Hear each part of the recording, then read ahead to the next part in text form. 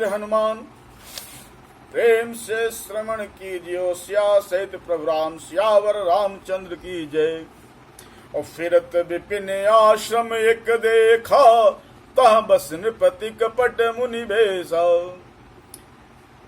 जासुदेश नृपलीन छड़ाई, summer Sen तज गय पराई।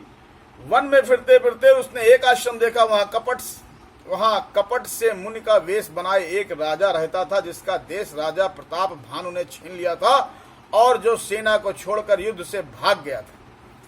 समय प्रताप भानु कर जानी, आप अति समय अनुमानी। गयऊ न ग्रह मन बहुत गलानी, मिला न राजहि नृप अभिमानी। प्रताप भानु का समय अच्छे दिन जानकर और अपना कुसमय बुरे दिन अनुमान कर उसके मन में बड़ी ग्लानि हुई। इससे वो न तो घर गया और न अभिमानी होने के कारण राजा प्रताप भानु से ही मेल किया। ऋष कर ऋष उर मारी रंकज मिराजा, विपिन बसई तापस कह साजा। और तासु समीप गवन नृप कीन्हा, और यह प्रताप रही ते तब चीन्हा। दरिद्र की भांति मन ही में क्रोध मारकर वो राजा तपस्वी के वेश में वन में रहता था। राजा प्रताप भानु उसी के पास गया। उसने तुरंत पहचान लिया कि यह प्रताप भानु है। राउत सुत नहीं सो पहचाना, और देख सुवेश महामुनि गुनि जाना। और उतरी तुरग मैं तीन कृना प्रणामा, परम चतुर न कहो निज नाम। राजा प्यासा होने के कारण व्याकुलता में उसे पहचान न सका। सुंदर वेश देखकर राजा ने उसे महामुनि समझकर घोड़े से उतरकर उसे प्रणाम किया, परंतु बड़ा चतुर होने के कारण राजा ने अपना नाम उसे नहीं बतलाया। भूपति त्रिषित बिलोकित ही, सरबरु दीन दिखाय। मज्जन पान समेत है किए, कीन नृपति हर्षाय। राजा को प्यासा देखकर उसने सरोवर दिखला दिया। हर्षित होकर राजा ने घोड़े सहित उसमें स्नान और जलपान किया।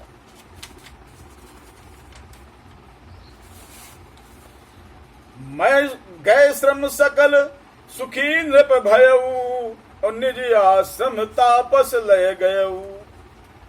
और आसन दीन अस्तर बिजानी, पुनि तापस बोले मृदुवानी।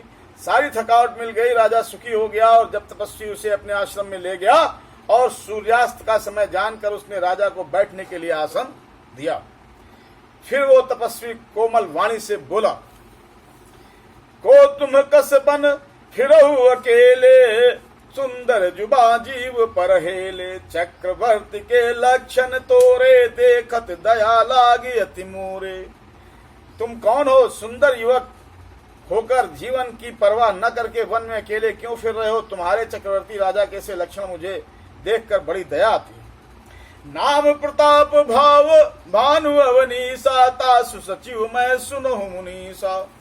और फिरते हेरे परे भुलायु, और बड़े भाग देखे पद आई। राजा ने कहा, हे मुनीश्वर सुनिए, प्रताप भानु का नाम का एक राजा है, मैं उसका मंत्री हूँ। शिकार के लिए फिरते हुए ये राह भूल गया हूँ। बड़े भाग्य से यहाँ आकर मैंने आपके चरणों के दर्शन पाए हैं। हम कहाँ दुर्लभ दरस तुम्हारा, जानत हूँ कछु भले होनहारा। और कहा मुनि तात भयो अंधियारा, जो जन 70 नगर तुम्हारा। हमें आपका दर्शन दुर्लभ था, इससे जान पड़ता है कि कुछ भला होने वाला है। मुनि ने कहा, हे तात, अंधेरा हो गया है, तुम्हारा नगर यहाँ से 70 योजन पर है। निशा घोर गंभीर वने, पंथ न सुनहु सुजान। बसहु आज अस जान तुम, जायहु होत बिहान। हे सुजान सुनो, घोर अंधेरी रात है, घना जंगल है, रास्ता नहीं, ऐसा समझकर तुम आज यहीं ठहर जाओ, सवेरा होते ही चले जाना। तुलसी जस भवतव्यता, तैसी मिलहि सहाय। आपनु आवै ताहि पहि, ताहि तहां ले जाए। तुलसीदास जी कहते हैं, जैसे भवितव्यता होनहार होती है, वैसे ही सहायता मिल जाती है। या तो वो अपने आप ही उसके पास आती है, या उसको वहां ले जाती है। आज श्रीमद् रामचरितमानस 159 दोहाद पात्रम अध पाठम संपन्न होता है। सुनो वीर हनुमान, जय के विचरण कीजियो सिया सहित प्रभु राम, सियावर रामचंद्र की जय।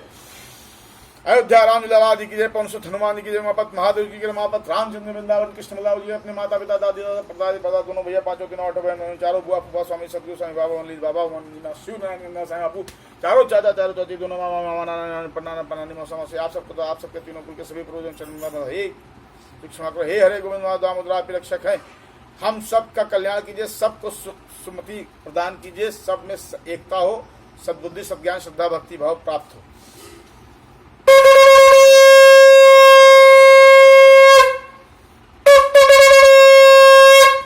सबसे क्षमा और प्रणाम, सबको प्रणाम।